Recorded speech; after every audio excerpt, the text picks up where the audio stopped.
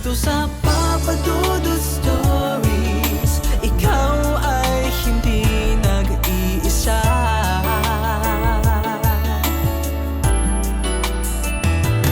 Dito sa Papa Dudut Stories, may nagmamahal sa'yo.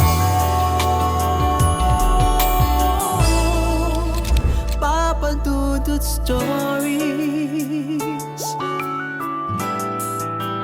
Papa Dudut Stories. Dear Papa Dudut, sa lahat po ng mga nakatutok ngayon, huwag kalimutan na mag-like, mag-share at mag-subscribe.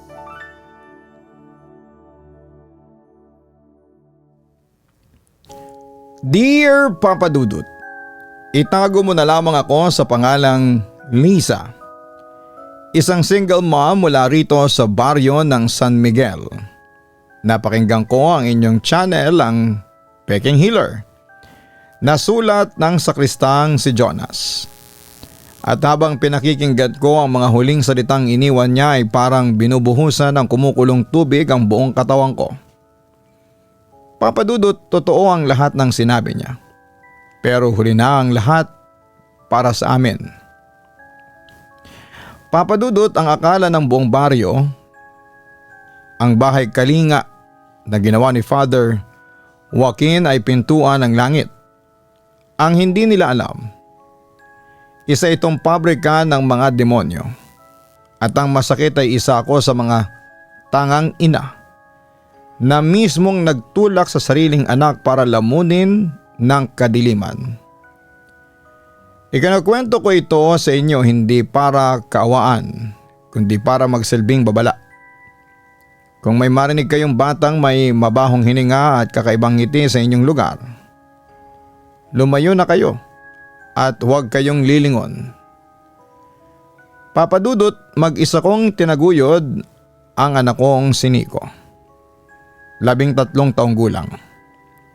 Mula nang iwanan kami ng walang hiya niyang ama, ako na ang nagpakasubsob sa paglalabada, pagtitinda ng kakanin at pagtatanim para lamang may pakain sa kanya. Mahirap ang buhay sa baryo namin, pero kinakaya ko kasi probinsyana ako. Sanay sa hirap, palaban at hindi basta-bastang sumusuko. Pero nitong mga nakaraang taon ay unti-unting nawawala ng saysay ang pagod ko. Si Nico na dati ay maamong bata ay tuluyan ng nalulong sa paglalaro ng mga online games sa cellphone. Hindi ko alam kung saan niya natutunan ang mga laro na yan. Basta ang alam ko na lang ay halos hindi na siya natutulog. Pagsapit ng gabi, ang tanging makikita mo sa madilim naming kwarto ay ang liwanag ng screen ng cellphone na nakatapat sa mukha niya, habang mabilis na pumipindot ang mga daliri niya. Nico, papatay mo ba yung cellphone mo o babasagin ko yan sa mukha mo? Madalas kong isigaw sa kanya kapag madaling araw na at gising pa rin siya. Isang matalim na tingin lang ang isasagot niya sa akin. Sabay dabog, naging pasaway siya sa school. Ang mga teacher niya halos linggo-linggo akong pinapatawag dahil nagpapabaya na siya sa pag-aaral. 0 sa mga quiz, tulog sa klase at madalas ay hindi pumapasok. Isang gabi nang makuha ko ang report card niya na punong-puno ng bagsak na grado, napuno na ako. Sinubukan ko siyang paluin ng tsinelas pero ang laking gulat ko nang saluhin niya ang kamay ko. Ang higpit ng hawak niya, Papa Dudut. Ang lamig ng mga kamay niya at ang mga mata niya ay parang walang emosyon. Bitawan mo ko, Nico. Sigaw ko at pilit na binabawi ang kamay ko. Ganyan ka na ba, kabastos? Ako ang nagpapakain sa'yo. Binitawan niya ako ng walang kibo. Pumasok sa kwarto at nagkulong. Doon ako nagsimulang mawala ng pag-asa. Eksakto namang usap-usapan sa buong baryo ang tungkol sa mga himalaraw ni Father Joaquin sa itinayo niyang deliverance camp sa itaas ng bundok. ang bahay kalinga na tinawag niya.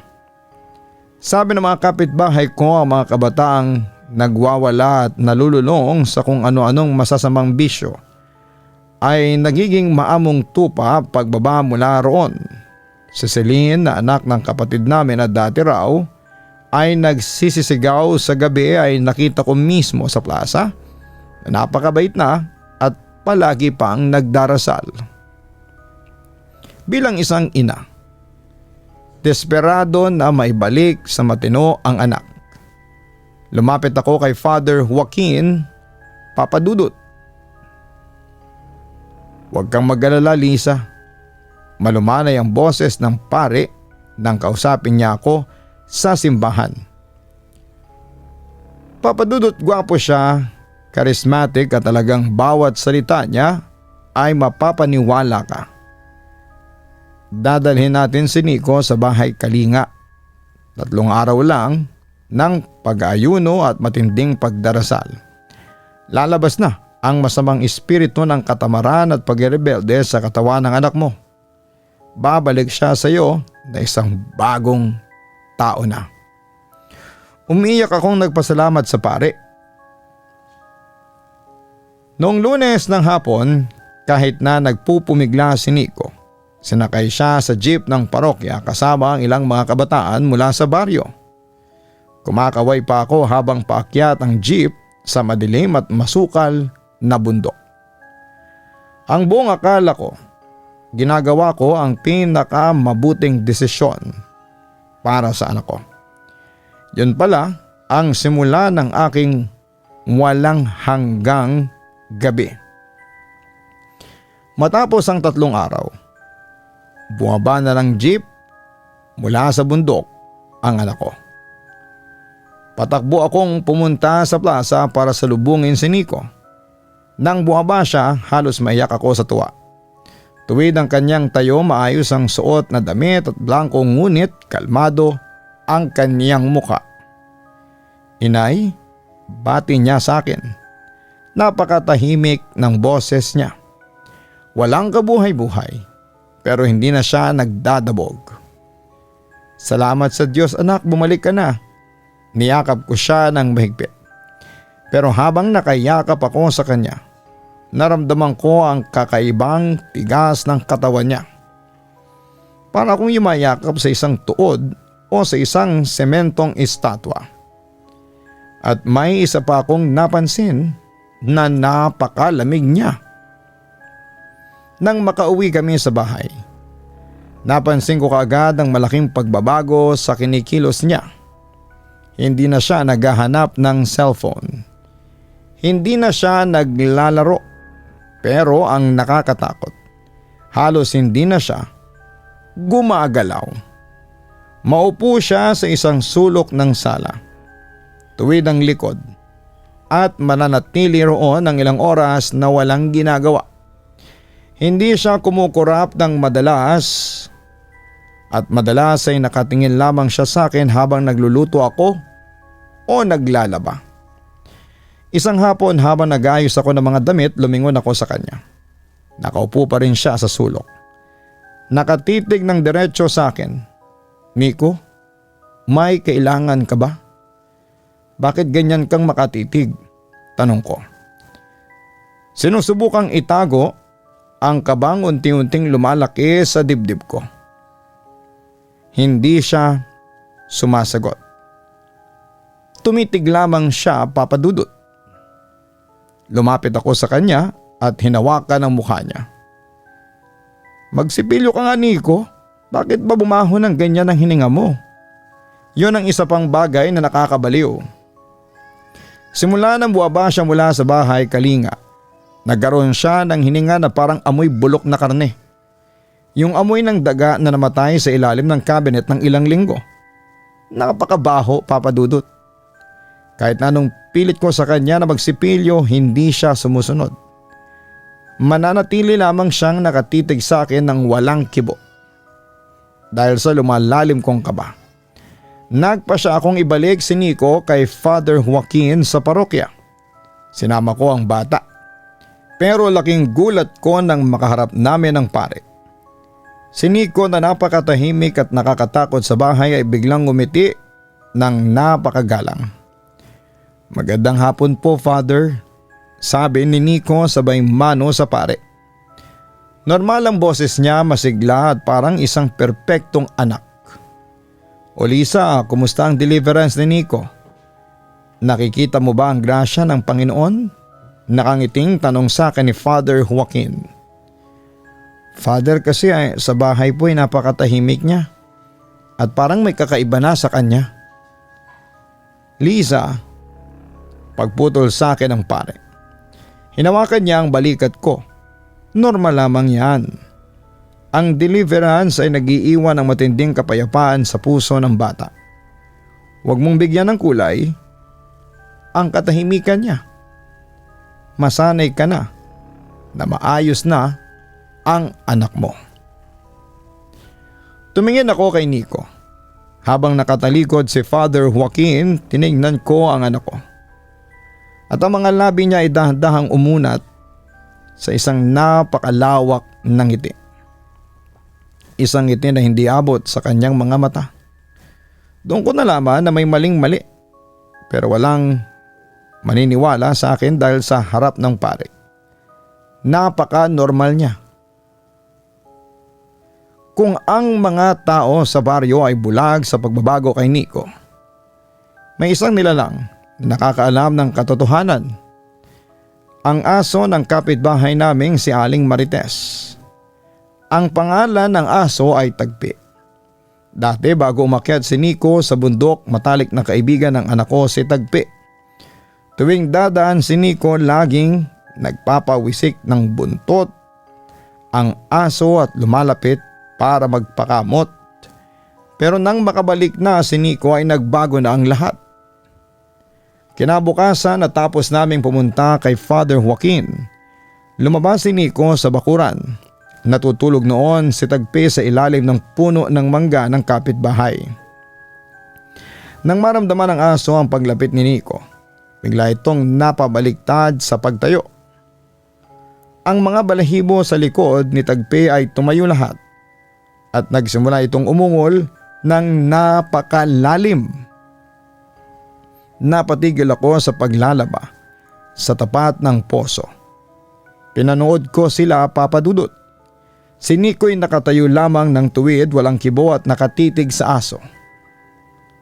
Si Tagpi na dating napakabait ay biglang naging agresibo.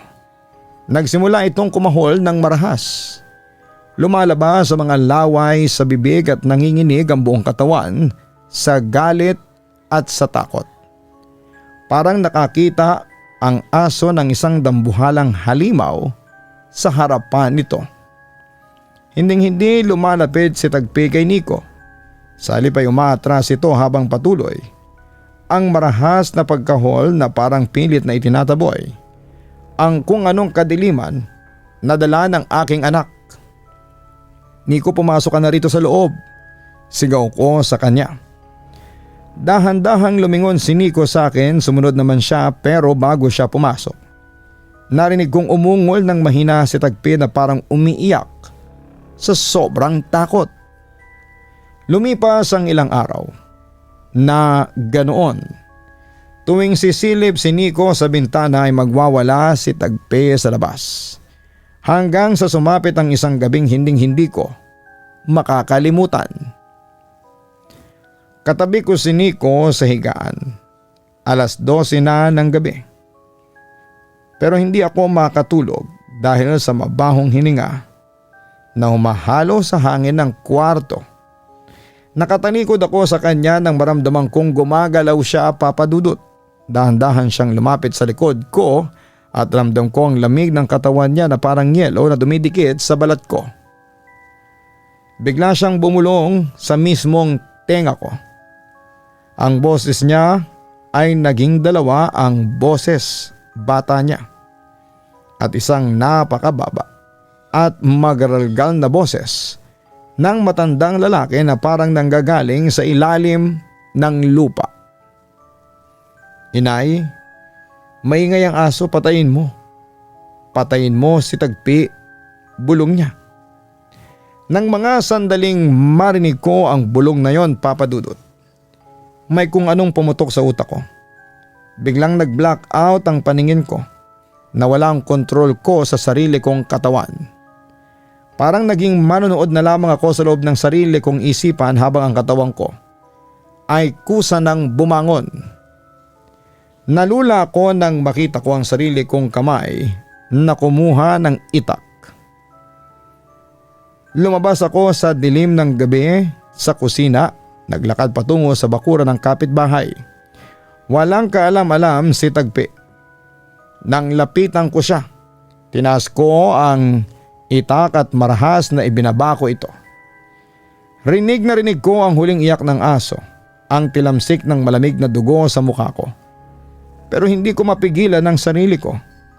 Sige-sige ako sa pagtaga hanggang sa matanggal ang ulo ng aso. Nagising na lamang ako kinaumagahan na nakahandusay sa sahig ng sarili kong kusina. Masakit ang buong katawan ko at nang tingnan ko ang aking mga paa, punong-puno ako ng tuyong dugo. Ang damit ko ay basang-basa ng kulay pula. Diyos ko, anong ginawa ko? Napasigaw ako sa tindi ng kilaabot. Biglang pumasok sa isipan ko ang nangyari kagabi. Ang bulong ni Nico, ang itak. Si Tagpi, patakbo akong lumabas sa bakuran at doon ay nakita ko ang bangkay ng aso, natadtad ng taga at nakahiwalay ang ulo. Hindi nagtagal ay narinig ko ang malakas na tili ni Aling Marites. Nakita niya ang bangkay ng aso niya. Nakita niya rin ang nakatayo na duguan na damit at may hawak pang itak. Nakita niya rin ako na nakatayo, duguan ng damit at may hawak pang itak. Naging magulo ang buong umaga. Kinasuhan ako ni Aling Marites sa barangay dahil sa pagpatay sa aso niya. Nagpunta ang mga barangay tanod sa bahay namin dahil kilala ko sa baryo na palaban pero mabuting tao. Hindi sila makapaniwala na magagawa ko yon. Sinubukan kong magpaliwanag, pero ano ang sasabihin ko? Na inutusan ako ng 13 taong gulang na anak ko gamit ang 2 boses? Pagkakamalan nila akong nababaliw. Marites, pakiusap. Nagdilim lang ang paningin ko. Babayaran ko na lang ang aso mo. Lahat ng ipon ko ibibigay ko sa iyo. Huwag mo lang akong ipakulong. Paano ang anak ko? Pagmamakaawa ko sa kanya sa harapan ng kapitan ng barangay. Dahil naman sa awa at dahil na rin sa takot sa akin ng mga kapitbahay dahil sa ginawa ko, pumayag si Aling Marites na makipag-areglo. Ibinigay ko ang lahat ng perang naitabi ko mula sa paglalabada. Umuwi akong walang-wala, pagod at puno ng takot. Kinagabihan hindi ako makatulog. Nakaupo ako sa dilim ng kusina habang umiiyak. Pagsapit naman ng 2:00 ng madaling araw ay napansin kong bukas ang pinto ng bahay. Sumilip ako sa labas gamit ang liwanag ng buwan. Nakita ko si Nico. Nakatayo siya sa tapat ng bintana ng bahay ni Aling Marites. Nakadungaw noon si Aling Marites sa bintana. Mukhang tulala at walang kibo. At nakatitig lamang pababa kay Nico. Lumapit ako ng dahan-dahan. Nagtago sa likod ng mga kawayan. Narinig ko si Nico. May ibinubulong siya paitaas. Hindi ko maintindihan ang mga salita niya. Tunog Latin na pabaliktad.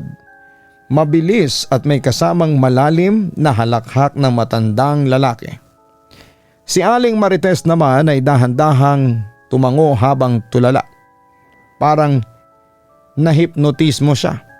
Matapos ang ilang minuto, pumasok na si Aling Marites sa loob ng bahay niya at si Nico naman ay lumingon sa direksyon ko. Ngumiti siya. Tapos na, inay.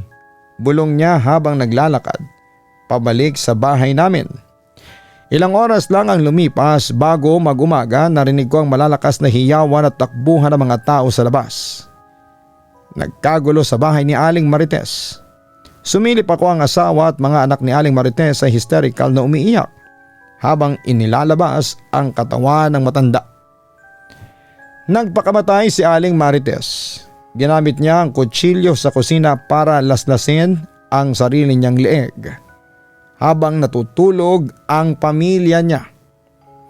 Kitang-kita ko ang agos ng dugo sa sahig ng kanilang sala mula sa pintuan, Papa Dudut. Doon ako napaurong. Alam ko na. Alam kong si Nico ang may gawa nito. Pumasok ako sa kwarto ni Nico nang nagngangalit ang bagang.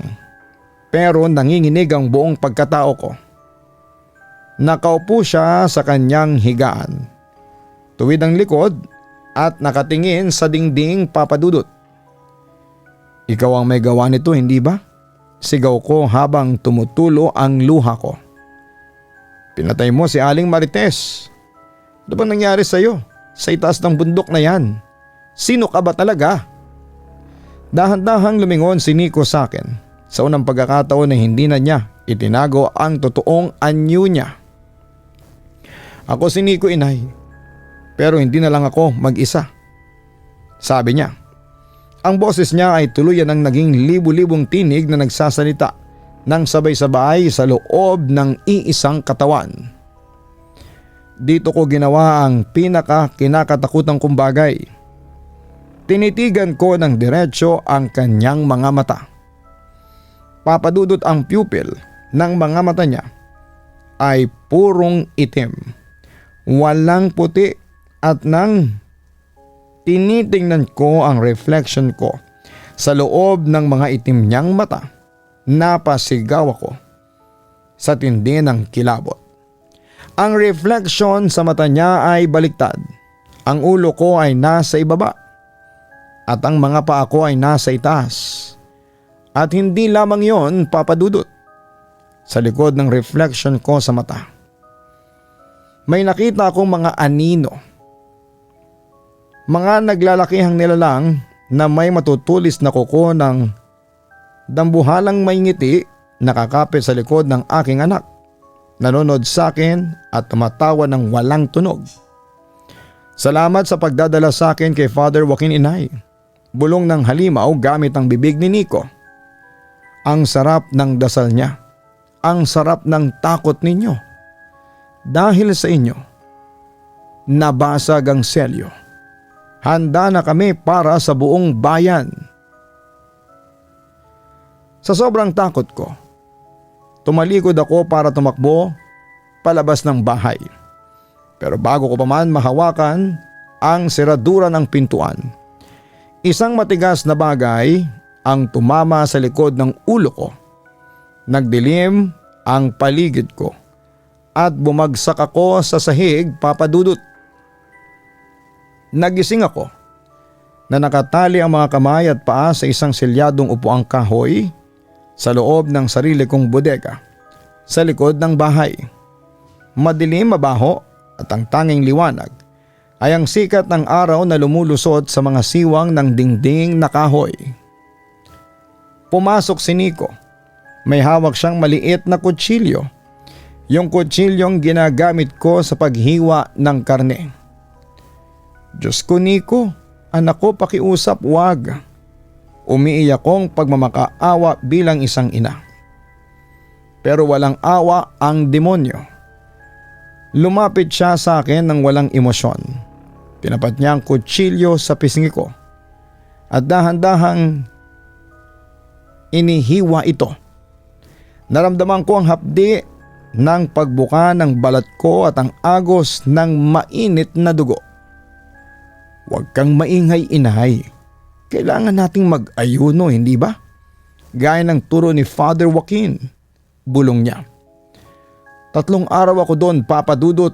3 araw na walang pagkain, walang tubig. Tino-torture niya ako hindi lang sa katawan kundi sa isipan. Gabi-gabi tatayo siya sa harapan ko sa dilim at bubuksan ang kanyang bibig at papupuntahin sa tenga ko ang amoy ng bulok na karne habang ibinubulong ang mga pangalan ng mga taong mamamatay pa sa baryo namin. Sinasabi niya sa akin kung paano niya wawasakin ang buong baryo, ang buong bayan. Nung ikatlong gabi, nakatulog siya sa isang upuan sa tapat ko habang hawak ang kutsilyo. Dahil probinsyana ako at sanay sa mga tali ng kalabaw, alam ko kung paano magluwag ng buhol. Kahit lasog-lasog ang katawan ko at sugat-sugat ang mga pulso ko, pinilit kong ikiskis ang lubid sa isang matalas na pako sa likod ng upuan hanggang sa nalagot ang lubid sa kamay ko. Mabilis kong kinalas ang sapa ko. Tatakbo na sana ako palabas nang magising si Nico. Dilat na dilat ang kanyang purong itim na mga mata. "Inay, aalis ka?" Boses bata niyang sabi, sabay saksak sa direksyon ng dibdib ko. Naiwas ko ang katawan ko, pero nasaksak niya ako sa balikat. Napasigaw ako sa sakit, pero dahil palaban ako, buong lakas ko siyang itinulak. Tumakbo ako palabas ng bodega. Duguan sumisigaw sa madilim na kalsada ng baryo. "Saklolo, tulungan niyo ako, ang anak ko!" Sigaw ko habang hinahabol niya ako. Sa likod hawak ang duguan niyang kutsilyo at tumatakbo ng parang aso. 4 ang paa na sumasayad sa lupa ng napakabilis. Mabuti na lamang at nagising si Mang Rene, ang matapang naming kapitbahay na isang dating sundalo. Lumabas siya, hawak ang isang matigas na kahoy. Nang makita niya ang lagay ko at ang mabilis na paglapit ni Nico na parang halimaw, hindi siya nag-atubili. Isang malakas na suntok at hampas ng kahoy ang ibinigay ni Mang Rene sa mukha ng bata. Dahil sa bigat ng tama, nawala ng malay si Nico at bumagsak sa simento. "Lisa, ano nangyayari sa anak mo? Bakit ganyan ang itsura niya?" Hingal na tanong ni Mang Rene habang nakatingin kay Nico na duguan ang ilong pero nakangiti pa rin kahit na walang malay. "Mang Rene, tulungan mo kong itali siya. Pakiusap, huwag kang magtatanong, itali muna natin siya." Pagmamakaawa ko, dinala namin si Nico sa loob ng bahay at mahigpit naming itinali gamit ang makapal na alambre at lubid sa isang matigas na upuang yakal. Natapos kami bago mag-umaga. Nagpasalamat ako kay Mang Rene at sinabing ako na ang bahala. Pinuntahan ko ang kwarto ko para gamutin ang saksak ko sa balikat at ang sugat sa pisngi. Pero kinaumagahan nang balikan ko si Nico sa sala, gumuho ang mundo ko. Putol-putol ang mga alambre, wasak ang upuang yakal. Nakataka siya. Wala si Nico sa loob ng bahay at bukas na ang pinto. 2 araw akong naghanap, nagtanong sa buong baryo pero walang nakakita sa kanya. Hanggang sa makatanggap ako ng isang tawag sa cellphone ko mula sa isang hindi kilalang numero nitong nakaraang linggo. Sinagot ko ito. "Nico, anak, nasan ka?" Isang malakas at nakakakilabot na halakhak ng libu-libong tinig ang sumalubong sa akin. "Nasa Tacloban ako, inay." Sabi ng demonyo sa kabilang linya. Napakalaki ng lugar na ito. Mas maraming tao. Mas maraming bata. "Anong ginagawa mo dyan? Bumalag ka rito sa atin. Iwanan mo ang anak ko." Sigaw ko habang umiiyak sa gitna ng kalsada. "May misyon ako rito, inay. Ipakalat ang sinumpang bulong. Sa pamamagitan ng bulong ko, dadanak ang dugo sa Tacloban. Marami silang mamamatay at pagkatapos ay lilipat kami sa ibang lungsod." "Demonyo ka!" sigaw ko, pero pinatayan na niya ako ng telepono. Kasabay ng balitang nasa Tacloban na si Nico, nabalitaan ko rin ang nangyayari sa parokya namin. Si Father Joaquin ay opisyal nang nawawala. Walang nakakaalam kung nasaan siya. iniwan niya ang simbahan na walang paalam. At ang mas nagpadurog sa puso ko, natagpuan ang bangkay ng sakristang si Jonas sa loob ng sakristya. Nito lamang June 16, ayon sa mga nasagap kong chismis. Sabi daw ng mga doktor, namatay si Jonas sa atake sa puso dahil sa sobrang takot. Mukhang may nakita siyang hindi kinaya ng puso niya bago siya tuluyang malagutan ng hininga. Pero may ilan na pinagsususpetsahan si Father Joaquin na may kinalaman sa pagkamatay ng kanyang pamangkin. At isa na ako doon. Bago ko tapusin ang sulat na ito, may isang bagay pa akong nalaman.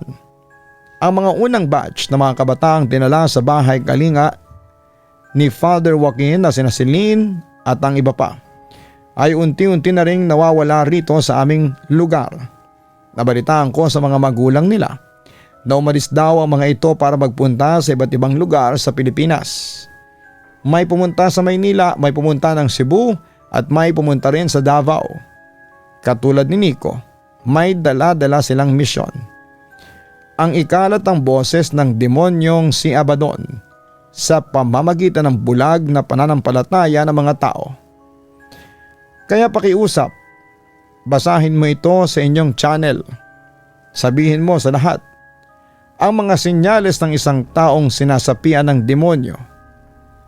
Napakatahimik nila at hindi masyadong gumagalaw ang katawan. Para sila mga estatwa na sumusunod sa isang invisible na kumpas.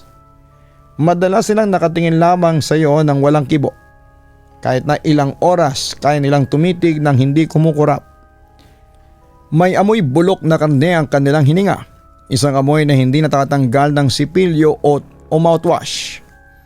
At ang pinakamatinding senyales, kapag tinititigan mo ang kanilang mga mata ay makikita mo sa reflection ang kanilang itim na pupil na baliktad ang iyong reflection. Ang ulo mo ay nasa ibaba at ang paa mo ay nasa itaas. Mag-ingat sa mga himalang nakikita o nababalitaan dahil sa panahon ngayon. Hindi lahat ng himala ay nanggagaling sa Diyos. Ang iba ay panlilin lang lamang ng dyablo. Sa totoo lang po, hindi ko alam ang gagawin ko.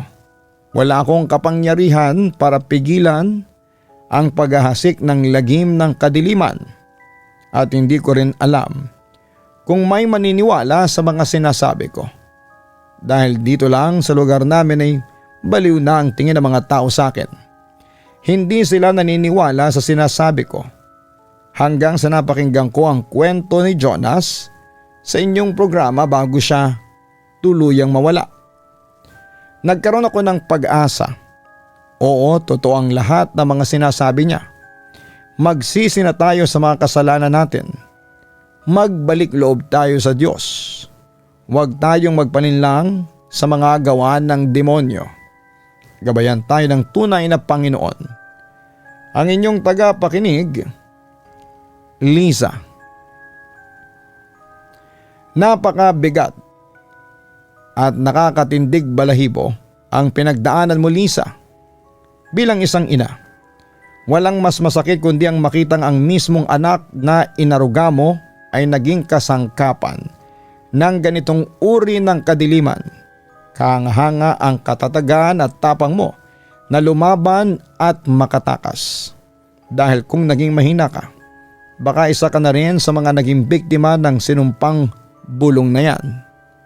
Ang maibibigay ko na gabay sa iyo ngayon ay ang unahin ang iyong pisikal at espiritual na kaligtasan.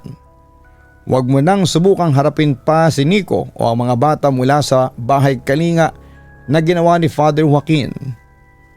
Nang nag-iisa, lumayo ka sa buong baryo ng San Miguel at humanap ka ng matataguan sa isang lugar na may malakas na komunidad at lumapit ka sa mas matataas na otoridad ng simbahan sa labas ng inyong rehiyon. Yung mga bihasa sa totoong teolohiya at exorcism na may kakayahang humarap sa ganyang uri ng mabigat na sumpa. Ang pagpapadala mo ng sulat ay isang malaking hakbang upang magbigay babala. Pero sa ngayon, ang buhay mo muna ang dapat mong isalba.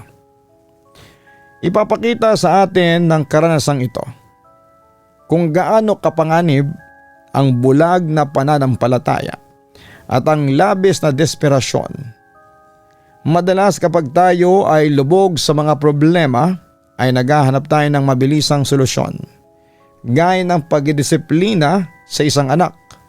Madali tayong mabulag ng mga huwad na milagro at mapagpanggap na kabanalan. Ang kasamaan ay hindi palaging dumarating sa anyong nakakatakot. Minsan, nagtatago ito sa likod ng isang charismatic na muka ng relihiyon at mga institusyon na nangangako ng pagkalinga at pagmamahal. Ang pag-asa sa mga ganitong bagay ng walang pagsusuri o pag-iingat ay maaaring maging pintuan para sa mas malalim na kapahamakan na dahan-dahang wawasak hindi lang sa isang pamilya, kundi na rin sa isang lipunan. Sa lahat ng aspeto ng ating buhay, pagkaingatan po natin ang pagsapi o pagsuporta sa isang partido na nagpapanggap na mabuti. Maaring mabuti sa iyong paningin, pero dyablo pala ang nasa likod nito.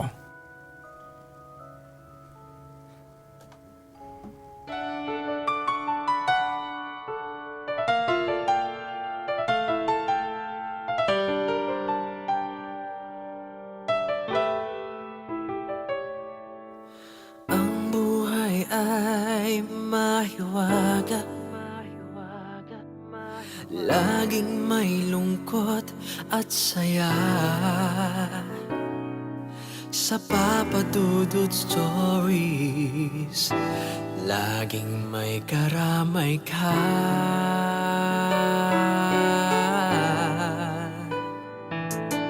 Mga problemang kay bigat,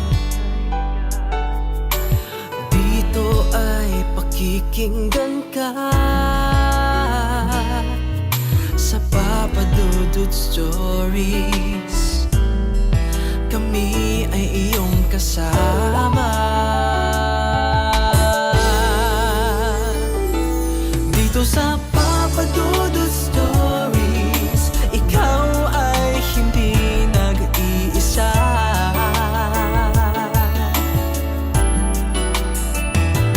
Dito sa Papa Dudut Stories, may nagmamahal sa'yo. Papa Dudut Stories, Papa Dudut Stories,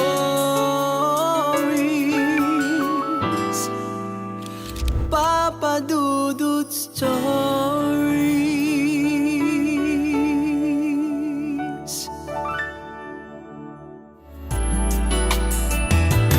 Dito sa Papa Dudut Stories, may nagmamahal sa'yo.